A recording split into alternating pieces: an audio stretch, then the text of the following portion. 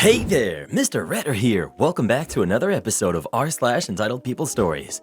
Our first story we'll be reading today. Neighbor trespasses in my garden, ends up getting her own husband arrested. After that, am I the jerk for taking my daughter to get her haircut when I knew it would upset my wife? And after that, you want a man to help you? Okay, no problem. One will be clocking in soon. Now for every thumbs up this video gets, one Karen doesn't get to trespass on someone else's property. I'm using your pool whether you like it or not. So please smash that like button and subscribe and turn on notifications for new stories from Reddit every single day. Neighbor trespasses in my garden, ends up getting her own husband arrested. I, 29 female, don't have any kids, but I do have my younger sister who's 16, who's lived with me for around 10 years, and we have a trampoline still in our back garden from when she was younger. Neighbor to the left of me has 4 kids and moved in a year ago. 2 weeks ago, Glasgow started getting really good weather, so the kids have been outside playing constantly, not an issue. They asked if I could let the kids use the trampoline one day, so I was like, sure, but only for a bit because I have friends coming over for some drinks. 7 p.m. comes, I ask them to go home because my 5 friends have shown up and we're going to be drinking. Cue the crying. They leave the garden upset, but hey, that's not my issue. They've been on it for 3 hours at this point. Their mom pops her head out of her bedroom window and asks if they can stay in the garden longer. No, I'm not your babysitter. She's annoyed but drops it. Last week I came home from some shopping and to my surprise, find all 4 of the kids in the garden, plus their younger cousin. I ask them to leave, tell them they can't just come into my garden without me there, and they didn't even ask. They refuse to leave, so I shout up at their mom and tell her to get them out of my garden. She says, "Let them play for a bit. You don't even use it." Okay, but still, not your garden. Eventually, we get into an argument and they leave. She's ticked off and shouting, saying I'm being a Karen and I should let them in. I tell her not to ask again because the answer will be no. This happened again the day after. All 4 kids, plus their cousin, waiting till I move the car from the driveway and heading straight into the garden. So I wake up this morning. I've since put a lock on the trampoline, just a small one on the mesh safety enclosure to stop them from opening it, because I'm petty. Plus, it's Saturday. I'm not working today. It's my day off. But no, neighbor decides that at 9 a.m. this morning, her kids are being fired straight out that house with breakfast bars and a bottle of water, and they head straight into the garden. So I can hear them from my window. I look out and tell them they need to leave. By the time I get downstairs, Mom has descended from her house and is trying to climb the fence between our gardens, shouting about how I used to let them use it and she's going to call the police for the way I'm treating them. Great, you do that. I'll be sure to show them the Ring camera footage, which coincidentally also has footage of your husband picking the lock open so that your brats can use the trampoline. So, long story short, entitled mother sent her kids into my garden repeatedly even after being told not to. Calls the police on me for harassment and ends up getting her own husband arrested for theft and housebreaking and criminal damages. Edit. Some people have asked if I could sell the neighbor the trampoline. She has a V-shaped garden and the smallest one on the street. The trampoline is 12 feet and wouldn't fit. Also, I gave her a bunch of my sister's old stuff when she first moved in, but have barely interacted with her since this. Edit 2. Decided that it's not worth the hassle. 10 minutes ago, I took my trampoline and cut up the part that you jump on. Brother is coming on Tuesday to help me dismantle it, and we will take it to the local recycle center. Great ending to the story, but you're not petty at all. Your house, your garden, and your trampoline. I think I would have either taken the trampoline away or spread something really nasty all over it.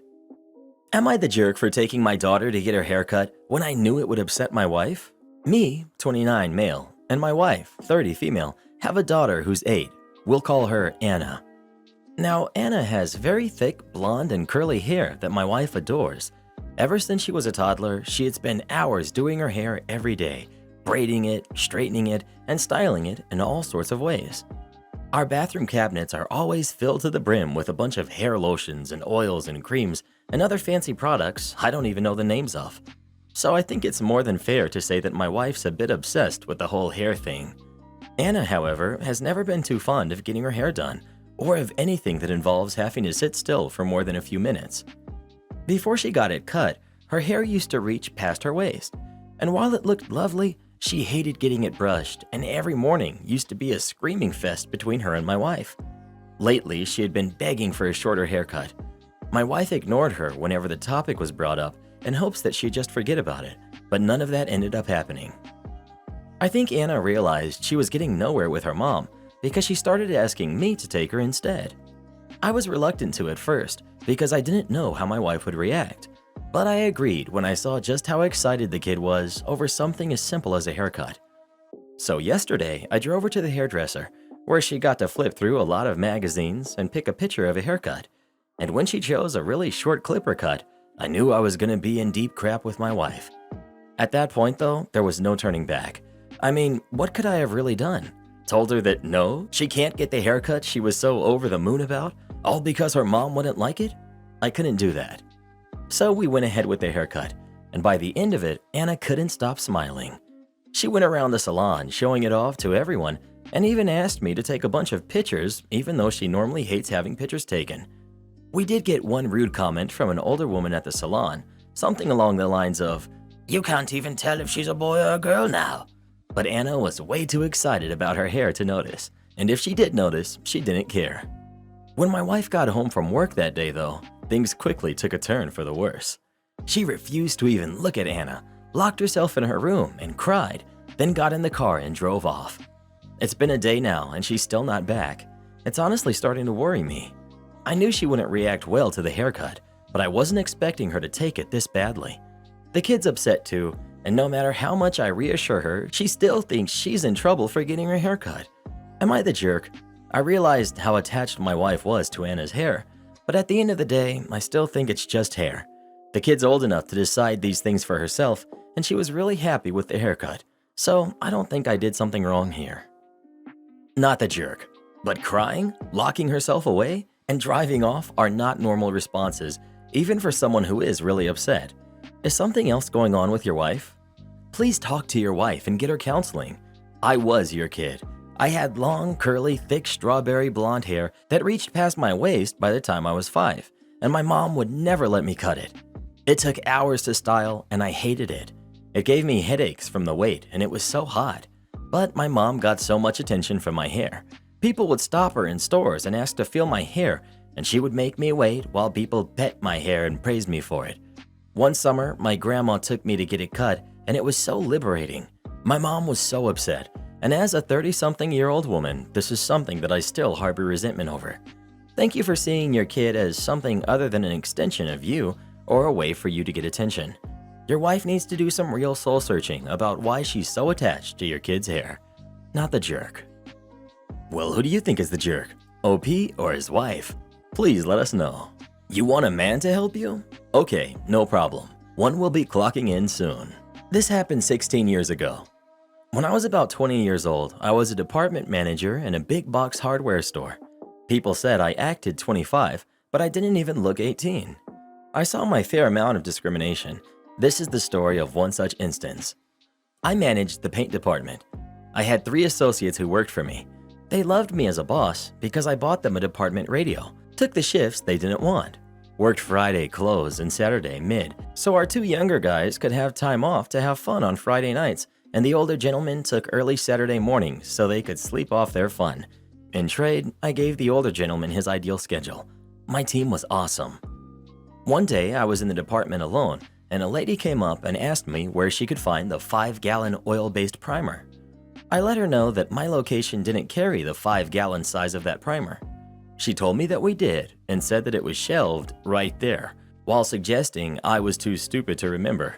Her husband gave me an apologetic look. I let her know that another location had what she was looking for, and that it was in fact in that exact location in that store. She let me know how stupid she thought I was for thinking she could mix up stores. Then she began yelling and loudly insisting that I needed to get a male associate for her because she wanted someone who was competent and not me. Her husband actually tried to step in at that point, but I just smiled and let her know that a male paint associate would be clocking in any minute and that I would be happy to direct him to her as soon as he was on the clock. I smiled and waited for Joe to clock in. Joe was great, and I knew he could handle this, or I wouldn't have put him in this situation. But Joe was also new. He was learning things super quick, but still relied on the rest of us for help. When I saw Joe walking up, I quickly said that there was a customer who needed help. I let him know that she was upset and asked him to do his best to answer her questions. Joe walked up to the lady and she said, "Finally, a man." She asked her question, explained where the product should be, and waited.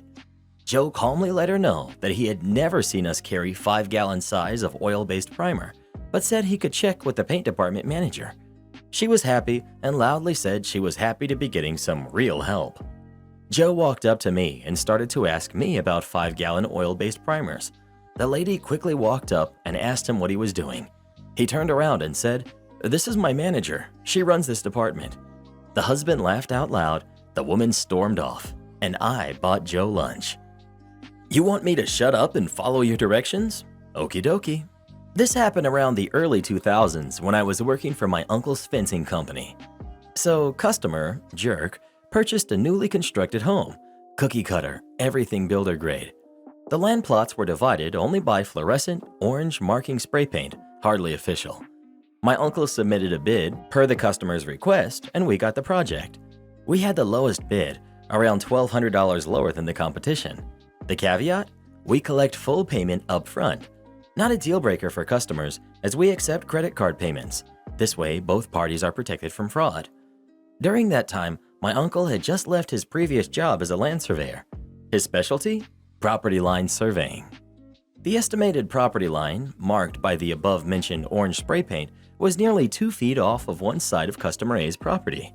My uncle makes the necessary adjustments and markings, and we start digging the post holes. Customer A makes a surprise job site visit/inspection. He sees our post holes and turns beet red. He rushes towards us and starts losing it on us. "What are you idiots doing? You're giving away part of my property to my neighbor. Can't you jerks see the bright orange marking on the ground? I want you geniuses to fill up these holes ASAP and dig right where the orange lines are.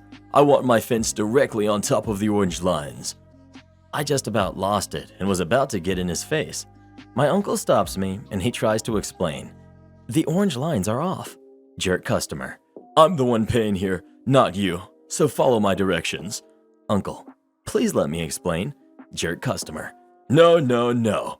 I have paid you in full. You're not paid to explain, you're paid to build my fence exactly the way I want it, where I want it. This conversation is over." He drives off, and my uncle looks at me with a malicious smile. "OP, let's grab an early lunch, and then we'll give him what he wants." I shrug.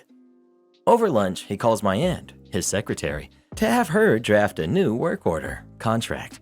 In it, it's explicitly and officially noted that the fence will be put up 22 inches east of the official property line, and that the customer will shoulder full responsibility and liability should a conflict arise either with their future new neighbor, the home next door was still unsold at that point, or any other party.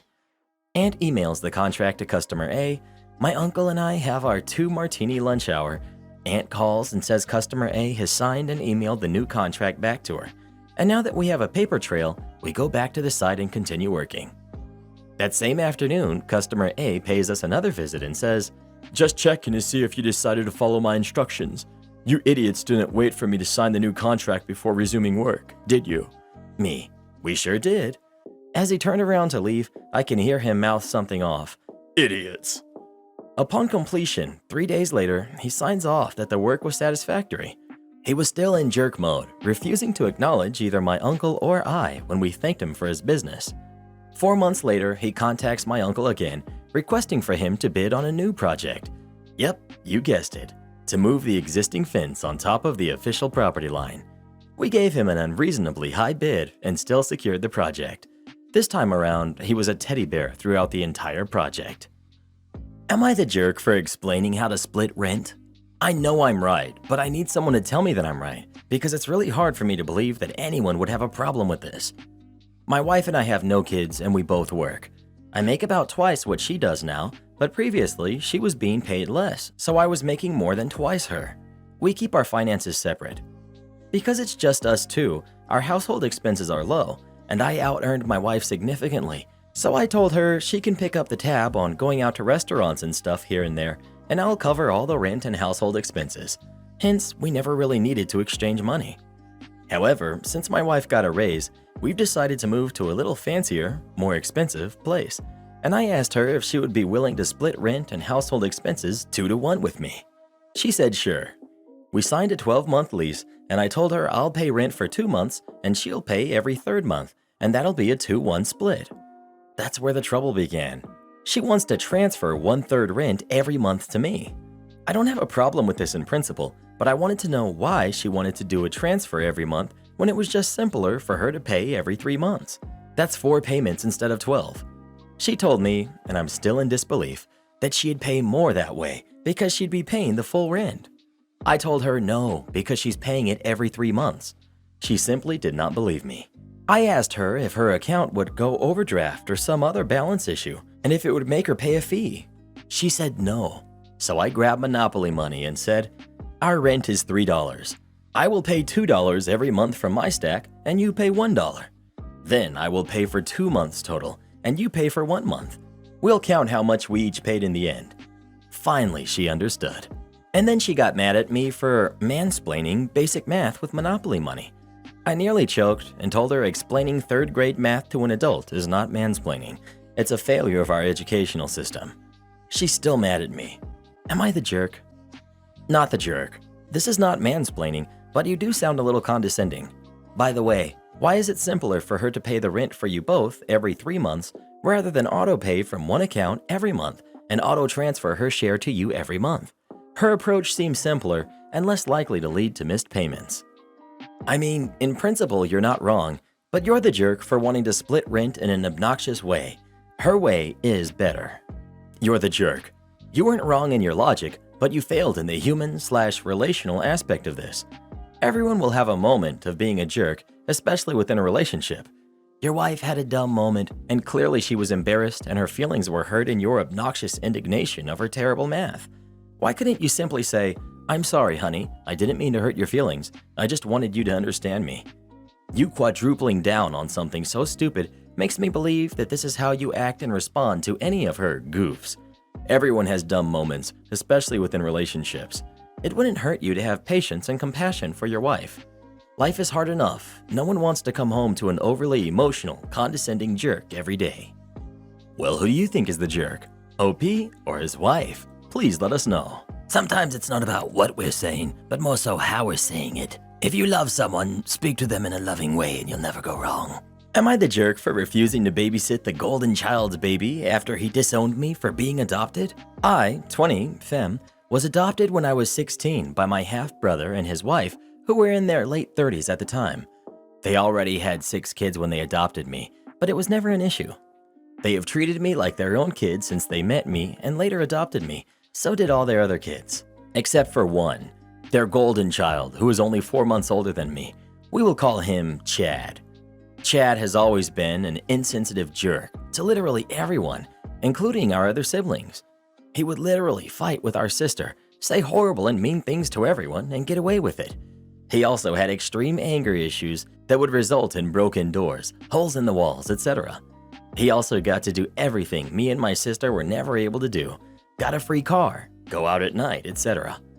When we were still in school together during high school, he got up in front of our whole class one year and told everyone I wasn't his sister and I never would be. He then told me in front of his friends that I would never be a part of his family and I should just get over it, and walked off. This was not a one and done type thing. He would keep doing this up until he moved out and I stopped seeing and talking to him. Golden Boy once again got the limelight of the family after he got married right after high school, moved out to his wife's family's house, and then had a baby, the first grandbaby. Since this has happened, I have stayed as far away from him as possible, only seeing him for family pictures every year because our mother asks. Recently, I decided to come forward to our mom about what he said and did because she was upset about how I was distancing myself from him. She basically pulled the "that's still my kid and it's my first grandbaby" card as the reason she wasn't going to be upset over it. I didn't really care, to be honest. I knew it wasn't going to change her mind on her kid anyway. Out of nowhere, I got a message begging me to come babysit for them because you're the only one who can deal with these kinds of babies because no one will help. Apparently, their baby is extremely clingy, and the fact that the mom is a germ phobia who has basically isolated this kid since birth It literally has only been held by like 6 people since it's been born. They know I don't sleep for the most part because I'm an insomniac with ADHD, and I also am not bothered by crying. For some reason, I can sit for hours with the baby crying and it doesn't bother me. Can't tell if that's a blessing or a curse at this point. My sister is mad at me because apparently they haven't asked anyone else in the family for help but me, and everyone wants to go see this baby. Am I the jerk for not wanting to be around or take care of the baby because its father said I'm not part of his family? Update: Chad had burned the bridge for the last time. After I posted, I ended up talking to 2 of my friends from high school. They were actually there during multiple occasions when Chad publicly said all that stuff. I talked with them for a little while. One of those friends actually came over almost weekly when I was still living at my parents' home, so she firsthand understands my family. We talked and we all mutually agreed.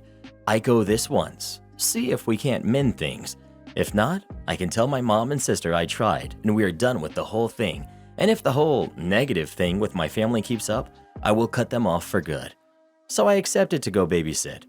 I went over to Chad's house at around 8 p.m. As soon as I showed up, I was greeted by Chad's wife, who was extremely happy to see me. She was tired.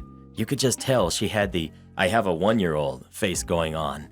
She talked to me for a few minutes about how happy she was I came over and how she was so glad to be going out with Chad. I kinda just listened to her go on before she finally got to the baby. Let's call him Seth. She explained to me his nightly routine, feedings, etc. Nothing too big. Then she got to the end where she started going on about how he was having crying fits at night and how he wouldn't get to sleep until mid-morning. I was a little on that, but all babies have different routines, I guess. She then said they would only be gone about 4 hours and that they would be home around like 12:30, 1 at most.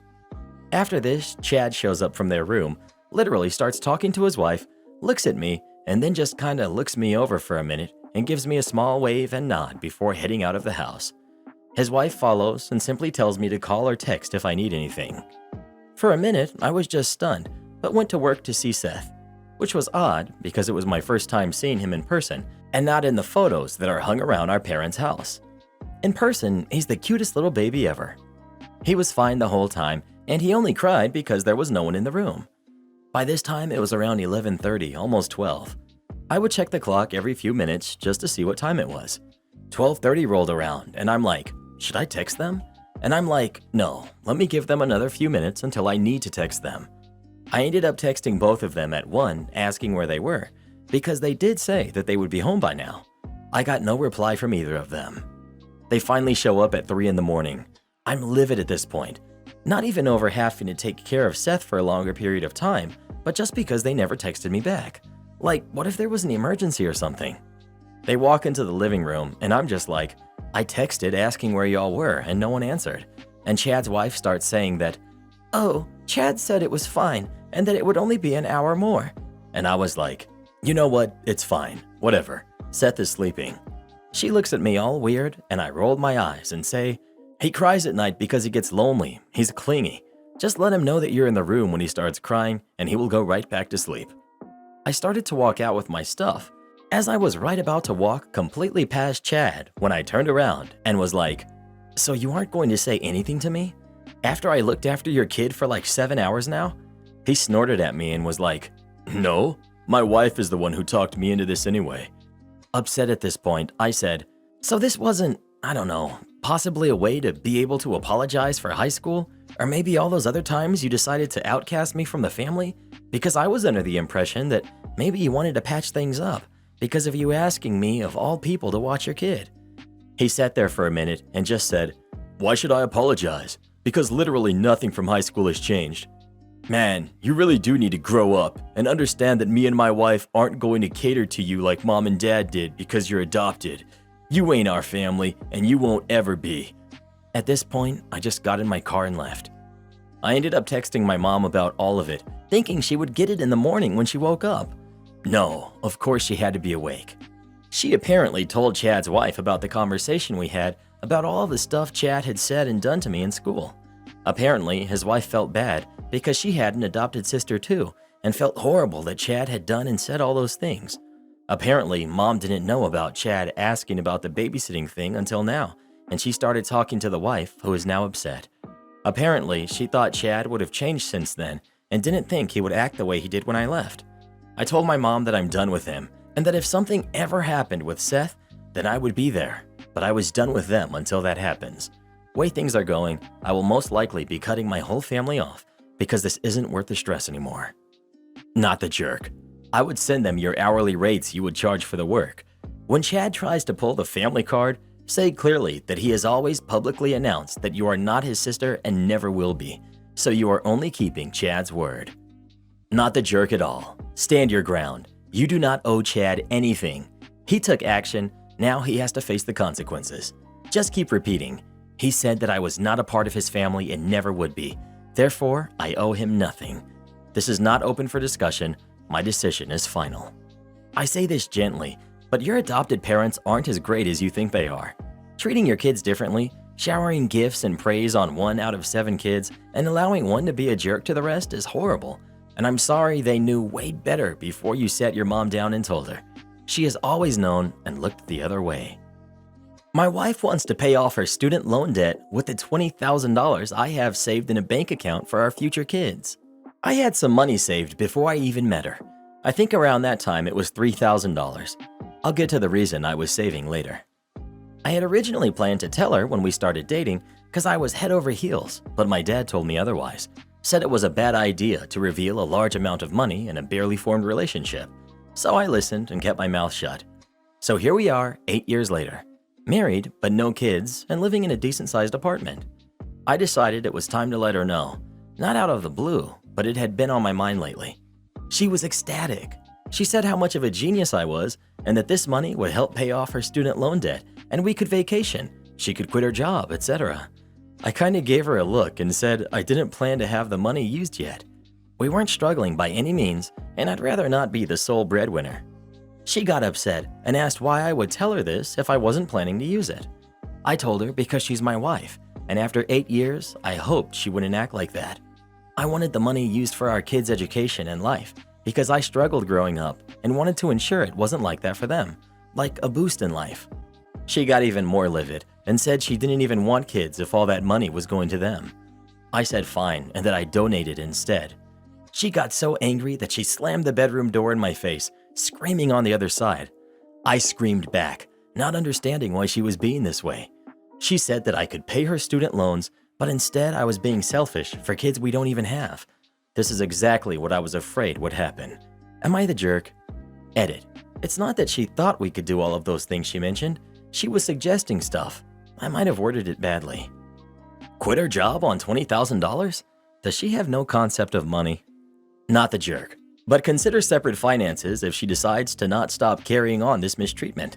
She seems incredibly financially irresponsible. How can she quit her job because you have $20,000? Where do you live where $20,000 is any type of real money? Customer tried paying with fake money, expected me to serve him. Hi, I'm 17, female, and I work at Michael's, the craft store. This happened the other week. I was on my lunch break shopping as a normal customer. No uniform or identification that says I work there. And this man comes running up to me asking me if I work here. I told him yes, but technically not right now since I'm on my lunch and I'm not being paid. He proceeds to ignore my entire sentence and grab me by the arm. This guy was probably in his early 30s, and as I stated before, I'm 17 and I'm small. As he drags me to the register, he's saying, "Your cashier needs help, and I've been waiting for my change for 5 minutes now." I ask him to please remove his hand from me before I drop the candles I was holding, and to his benefit, he did. We make it up to the front, and there's a long line with one cashier working. I proceed to just page on the PA system for backup and go back to my lunch break. Next thing I know, the man's friend is coming up to me and also trying to grab me by the arm to drag me to the registers. I exclaim, "What is with you and your friend and your need to put your hands on me? Now please remove them before I get someone to escort you out." My manager then approached me and asked if I could hop on register for just a couple minutes and I'll get an extra 5 for my lunch. Annoyed, I do what she asks and hop on a register and start ringing up the guy who would grab me. He had a $3,000 basket of sewing lights and Visa gift cards and pulled out a wad of cash. So I took the cash from him and it definitely didn't feel right. So I put them through our bill readers and marked them with the counterfeit marker and both showed up as fake bills. I proceeded to hand back all the money he gave me and told him that he needs to leave the store and that he's not welcome back, and I will be informing my manager and they will decide whether a police report needs to be filed. The guy fast walks out the door, and I tell my manager everything and tell them I'll be needing 15 minutes more lunchtime since this guy took up 18 minutes of my time and wasted them. I didn't get the extra lunchtime. Side note, I know that this is for people who don't work at the store the confrontation happened in, but technically, on unpaid time, I do not work there and shouldn't be obligated to help. Am I the jerk for insisting my sister gets a prenuptial agreement? My sister and I are property investors who own 6 investment properties together. I know how the internet feels about evil landlords, so spare me that please, that's not why I'm here. We started with one house to live in, then bought lots of cheap houses and flipped them for rental income. We're doing well financially because of said houses. My sister is getting married. Wedding is later this year, hopefully. I'm helping her plan, and we were going through a to-do list, seeing what's left to be done. She mentioned caterers, venues, invites, etc., and asked if she'd forgotten anything. I said, yes, prenup, and we both sang, "We want prenup, yeah," like the Kanye song, then laughed. She moved on to the next item without actually addressing it. I leave it for then, and we go our separate ways. I text her later in the evening and say, "Hey, my friend used a really good lawyer to draw her prenup, so let me know if you want me to ask her for her deeds." She replies she thought I was joking. She's not asking her husband to sign a prenup. I reply I wasn't joking and I must insist he signs one. She calls and says it's not my place to insist. I say it is when our assets are tied together. She asks me if I'm trying to say something about her future husband. I say I'm trying to be realistic and smart. Then it all goes to heck. She starts yelling at me about being rude, jinxing her marriage before it began, yada yada yada. I say either she gets a prenup or we transfer all property to my name and I get one if I ever get married, then I hang up. Been bombarded by family saying her future husband is a good guy who would never do that if they separated. He sent me a text admonishing me for hurting my sister and calling him a gold digger. He thought I liked him. I'm not backing down on this one. Am I the jerk for how I went about it or wanting one? Support our channel by joining as a member today, and we'll give you a shout out in our next video. Or come watch this video next. You won't believe what Karen does in that one.